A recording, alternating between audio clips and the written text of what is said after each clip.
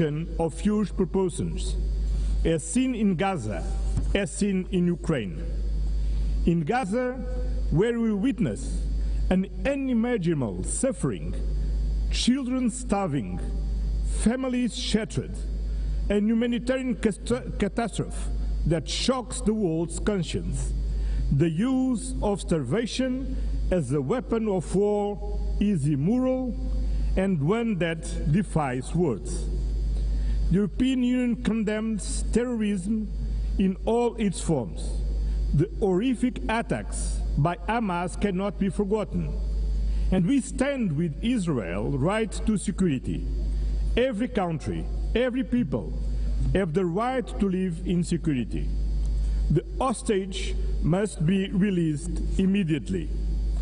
The Palestinian people have also the same right to security and to live in a viable state. A negotiated two-state solution is the only path to peace. Security for both peoples, dignity for both peoples, this is the solution we seek. The European Union has been an indispensable partner in the region. We are the largest provider of humanitarian aid to Palestinians. European funding has kept hospitals, schools, and institutions running. We have been, over the years, the largest supporter of the Palestinian Authority, supporting them in their reform agenda and in their efforts to ensure effective control of all the territory of Palestine. Dear friends, the European Union fully assumes its responsibilities, but we alone cannot stop this humanitarian catastrophe. Peace in the Middle East requires a collective response, and we need everyone to assume their responsibilities. We must act together and demand the unconditional release of all hostages, an immediate ceasefire, full and unimpeded humanitarian access, an end to illegal settlements, a renewed, credible commitment to a two-state solution. This was the strong message from the two-state conference hosted on Monday by France and Saudi Arabia, to which the European Union is fully committed. In Ukraine, a sovereign nation was brutally attacked by a permanent member of the Security Council, in clear violation of the United Nations Charter, a clear violation of sovereignty, territorial integrity, the respect of internationally recognized borders, and the right to choose its own destiny. Principles that bind all the members of the United Nations. This aggression threatens not only Ukraine, it threatens every nation in this assembly.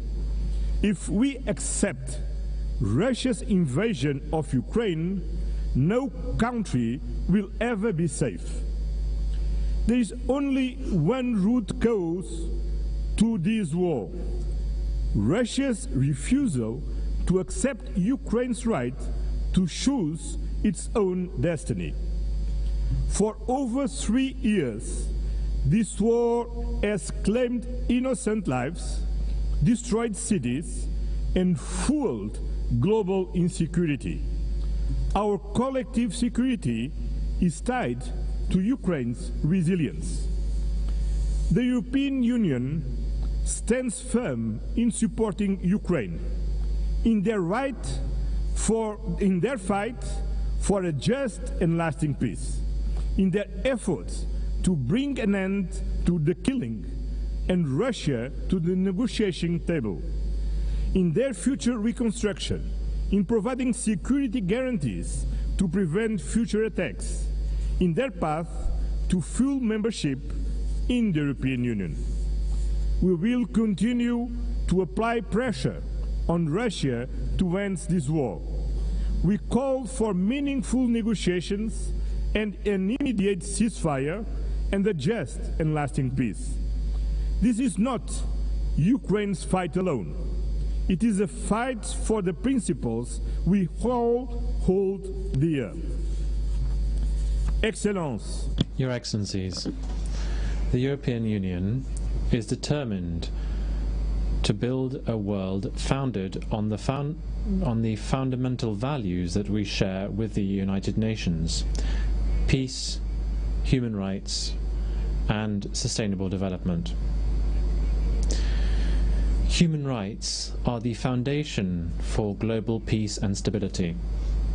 Social protection, decent jobs, gender equality, and the fight against poverty are not optional. Rather, they are the guarantees of human dignity, of social stability, and of lasting peace between nations. The European Union defends freedom, democracy, and human rights, values which today are threatened by disinformation and by the abuse of digital technologies. We need to have global standards for transparency and accountability mechanisms. They also need to be as dynamic as the technologies that we are trying to regulate, to make sure that digital technologies give citizens means to act, and not autocrats or the new technology oligarchs. The European Union is in favour of a human-centred approach to artificial intelligence. We are at the forefront of the first global regulatory framework in the world for responsible AI, and we are calling for an equivalent level of ambition in the international domain. We are doing this based on our fundamental values: dignity, democracy, and the rule of law. Excellencias. Your Excellencies, climate change is not fake news. It is a scientifically proven fact that is affecting our present and our future. Destruction and deaths brought about by fires, floods, and hurricanes are not an invention. We're talking about something all too real. In addition, investing in decarbonization is key for the energy sovereignty of every country, for innovation, and for the competitiveness of our economies. That is why the European Union fully shoulders and fulfills its commitments undertaken in the context of the Paris Agreement by reducing its emissions by 55% by 2030 and by achieving climate neutrality by 2050. We will continue actively promoting the protection of our oceans, which are lungs and the lifeguard for our planet. We welcome the ratification of the UN Treaty on the High Seas to safeguard biodiversity beyond national jurisdiction. Sustainable development also means building alliances, not dependencies. We are at the forefront of the fight against climate change. Through the European Union's Global Gateway programme, some 300 billion euros are being mobilized by 2027 in sustainable investments and connectivity throughout the world. This is a decisive contribution to help attain the Sustainable Development Goals. In addition, the European Union, together with its member states, accounts for some 42% of global development assistance. We are the main donors to the World Health Organization, UNICEF, and the United Nations Development Programme. We lead, and we will continue to lead, global solidarity. even at these times of major budgetary restrictions affecting the United Nations system. Lastly, we need to make headway in reforming the international financial architecture and in the management of debt. The international financial system needs to be fairer, more inclusive, and more tailored to current challenges, so that it can also help us to close the financing gap for development by following the path that has been set by the Seville commitment. Excellencies, the European Union is a global partner. The European Union and its member states are staunch political supporters and the largest collective donors to the United Nations. As the pillar of the multilateral system, we are working closely with other regional partners. That is why we are building stronger trade and industrial partnerships across the globe. We are advancing deals with Mercosur, Mexico, India, Indonesia, the Philippines, and Thailand, not just to boost trade, but to increase global predictability and resilience. The trade and investment agenda, based on fairness, sustainability, digital innovation, labor rights, and climate alignment. Because trade deals, not tariffs, deliver real benefits for all countries, companies, and citizens. In the multipolar world, we are building a powerful global network of partnerships with Africa, Latin America, and the Caribbean, United States and Canada, the Arab world, Asia, and the Pacific, as well with our European neighbors. In today's multipolar world, there is no global south or global north. Both are plural.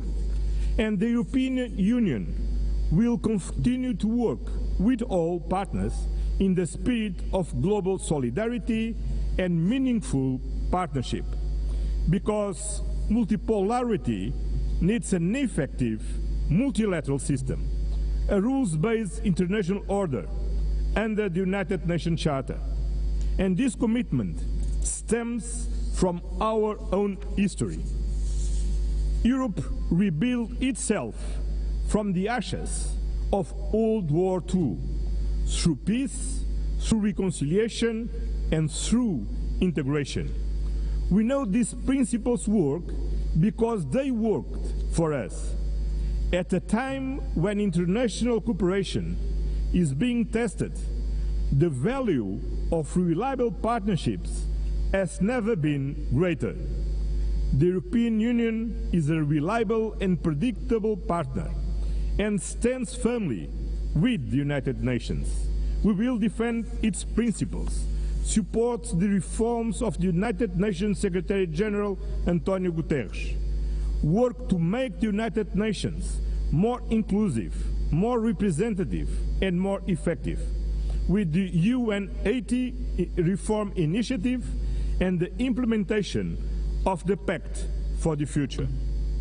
At a time when multilateralism is under threat, let me leave you with one simple promise. You can count on the European Union. Count on us to stand for peace, for multilateralism, for justice, for human dignity, for sustainability. The time has come to choose clearly: peace over war, law over force, accountability over impunity, solidarity over division, sustainability over crisis, justice over inequality. The European Union has no doubts about where we stand, and you cannot have any doubt about where we are. Thank you very much.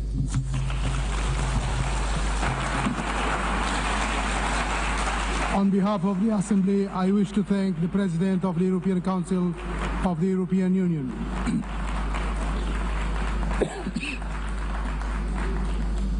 The Assembly will now hear an address by His Excellency Philip Isdor Mpongo, Vice President of the United Republic of Tanzania. I request protocol to escort His Excellency and invite him to address the Assembly.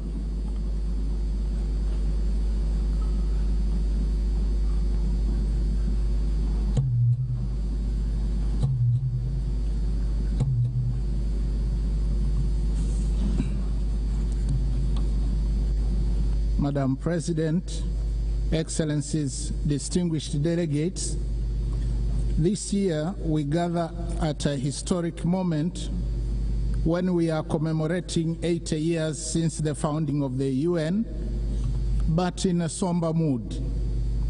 The theme of this general debate, that is better together, 80 years and more for peace, development and human rights, reminds us that determined cooperation remains our best vehicle for addressing urgent global challenges of this century and beyond.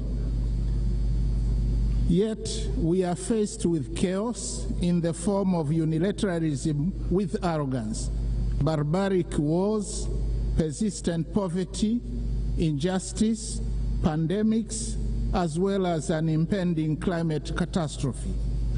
As we mark 80 years of the UN, we are called to rekindle the vision of its founders, anchored on two pillars. First, nations can overcome difficulties and accomplish more when they work together in solidarity. Second, peace is humanity's truest desire, which we must seek and pursue relentlessly on the basis of international law. By contrast, war is undesirable. It is a senseless path to resolving conflicts on which everybody loses, and its bitter fruits include unspeakable loss of innocent lives, too many orphans, widows, and refugees, as well as wanton destruction. Yet the United Nations Charter has guided us through many challenges over the past 80 years, reminding us to uphold peace, justice, cooperation, and dialogue to resolve conflicts. Today, as the world faces new tests, we must therefore hold firmly to these same principles, for it is only by respecting and living by the Charter that we can honor the past and build a safer and better future for all of us. Excellencies, the past 8 decades also remind us that change is the only constant in our world. The challenges of today are not the same as those of yesterday, nor will they be the same tomorrow. Thus, for the UN to remain relevant and is true to its noble mission, it must embrace change. Tanzania welcomes the UN 80 reform initiative unveiled in March this year, which seeks to enhance efficiency across the UN system and strengthening effectiveness. My country stresses the importance of upholding the principles of transparency, equity, and objectivity in the process, so as to renew trust and foster inclusive global governance. We thank the Secretary General for engaging member states in this endeavor. Nevertheless, Tanzania reiterates Africa's position on redressing the continent's underrepresentation in the Security Council and calls for admission of at least 2 permanent seats for Africa with veto power, as articulated by the Zuluini Consensus. Tanzania also joined other countries of the Global South in demanding urgent and comprehensive reform of the global financial system. While we support the outcomes of the 4th International Conference on Financing for Development held in Seville, Spain this year, we renew the call for scaling up long-term concessional financing, revising sovereign credit rating frameworks, and rethinking debt sustainability assessments in order to unlock capital for investment in infrastructure education, health, and climate adaptation. We reiterate our demand for increased voice and representation of Africa in the governance structures of the IMF and the World Bank. These noble demands have gone unheeded for a very long time and must be addressed now. Excellencies, SDGs remain our common plan for a better world. Yet, with only 5 years left before 2030, it has been established that over 80% of the targets are off track, with progress on more than half of the goals being weak and insufficient. The big elephant in the room suffocating progress is an estimated financing gap of $4 trillion per annum. Nevertheless, Tanzania remains committed and has made strides in implementing the 2030 agenda, with overall performance estimated at 60%. Examples include SDG 3, where maternal mortality declined from 750 deaths per 1,000 live births in 2000 to 104 in 2022. For SDG 6, access to clean and safe water increased in both rural and urban areas from 32 and 55% in 2000 to 79.9 and 94% respectively by 2024. On affordable clean energy, SDG 7, the number of villages connected to electricity increased from 8,587 in 2000 to 12,318 in 2024. Only 15 villages remain without electricity. However, significant challenges remain, especially on environmental sustainability, that is SDGs 13, 14, and 15.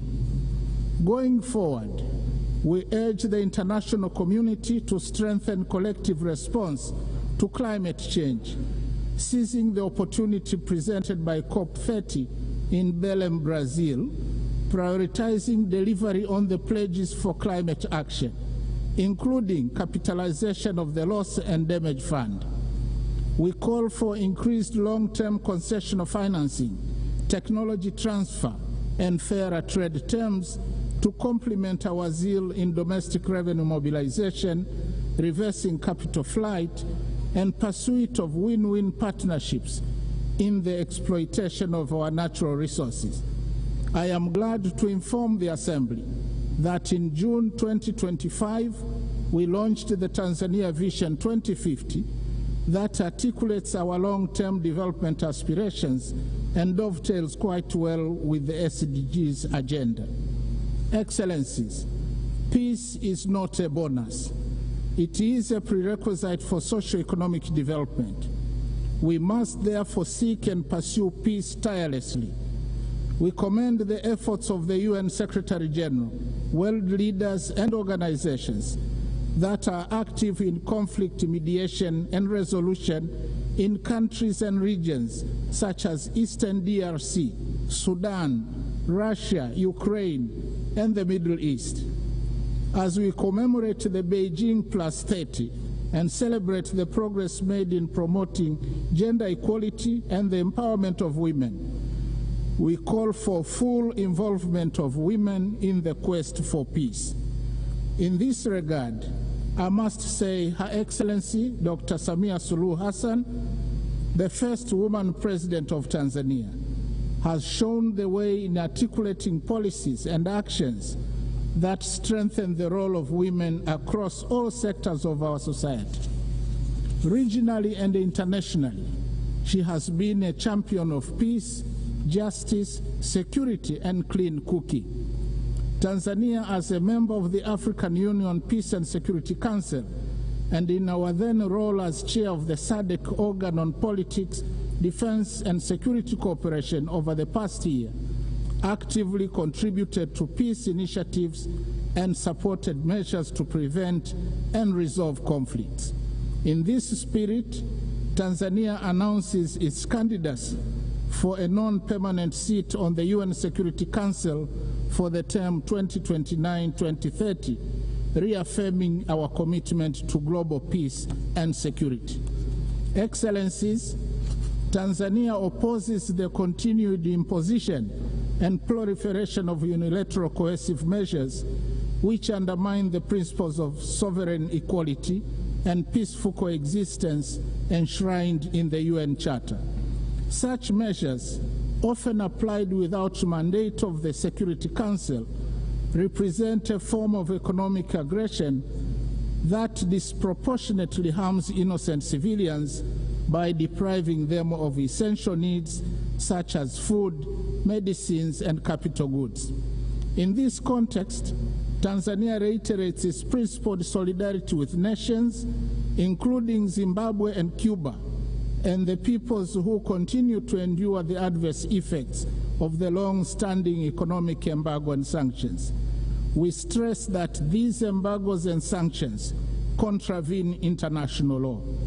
Similarly, Tanzania stands in solidarity with the people of Palestine and Sahrawi, who continue to be denied the fundamental rights of freedom, sovereignty, and self-determination. Tanzania also strongly condemns all forms of terrorism carried out within or across national borders.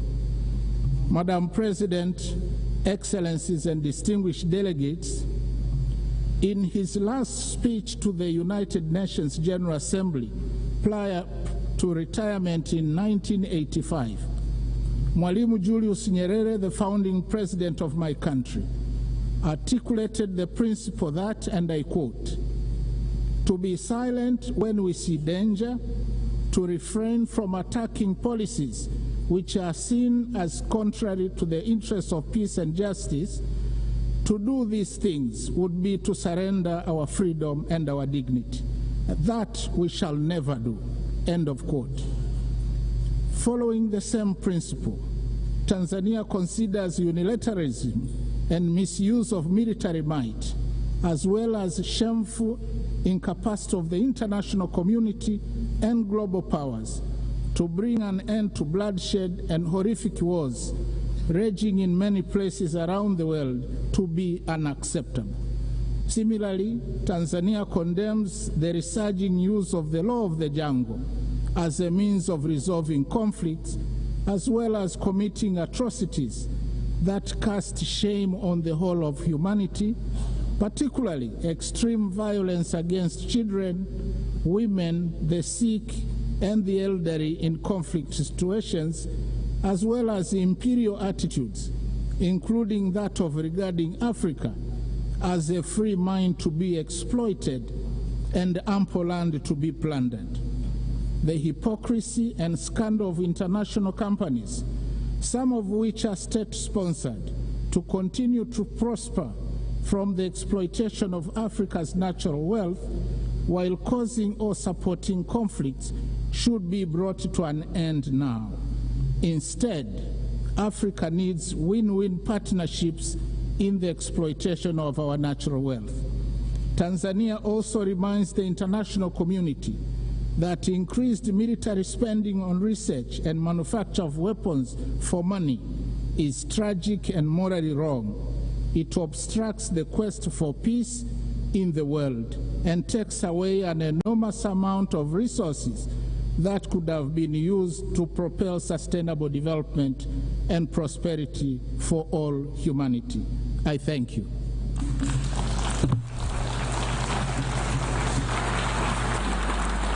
On behalf of the Assembly, I wish to thank the Vice President of the United Republic of Tanzania.